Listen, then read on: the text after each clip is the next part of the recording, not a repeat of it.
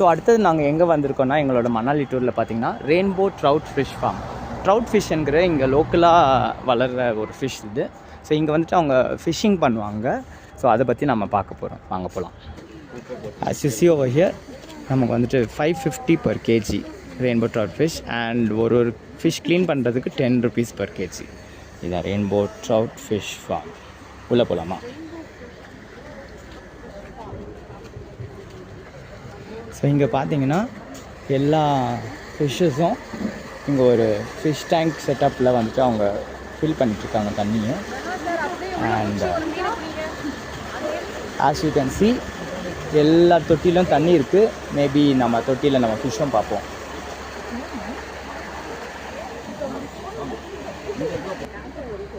இங்கே நீங்கள் பார்த்தீங்கன்னா க்ளோஸாக உங்களுக்கு தெரியும் அங்கே ஃபிஷ்ஷஸ் இருக்கிறது.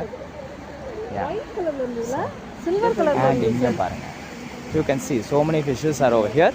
இதுதான் இந்த ரெயின்போ ட்ரவுட் ஃபிஷ் ஃபார்மில் வளர்கிற ஃபிஷ்ஷஸ், மீன்கள். இங்கே வந்துட்டு அவங்க வளர்த்து அதுக்கப்புறமா they will export this or they will sell this.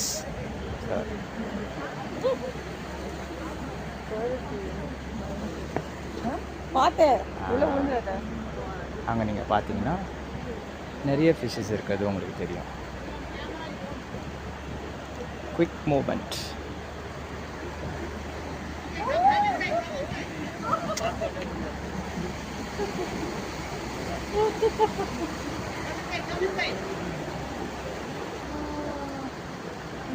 நிறைய தொட்டிகளில் இந்த ஃபிஷ்ஷஸ் அவங்க வளர்க்குறாங்க.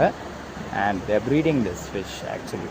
ஸோ அந்த ஃபிஷ் ப்ரீடிங் மூலயமா இங்கே பார்த்தீங்கன்னா குட்டி குட்டி ஃபிஷ் தெரியும் உங்களுக்கு. Okay. I know you must be wondering where the fish is. This is fish. See, this is a special breed of fish, and it is one of the tastiest fish. It's a freshwater fish. It's a natural spring water that's being diverted. It is coming there and it's going out to the river.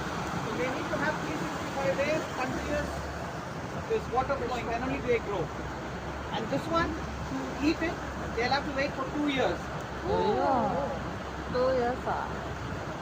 Yes, I Now this is all half the way the breeding. It gets to about this size, and it's it's a delicacy. 2 years breeding. So you can imagine the amount of work that goes on here and the patience. Yeah, brother, the rate is only 550 local, huh? It's local, no. If they take it out from here to Delhi, it goes 1,500.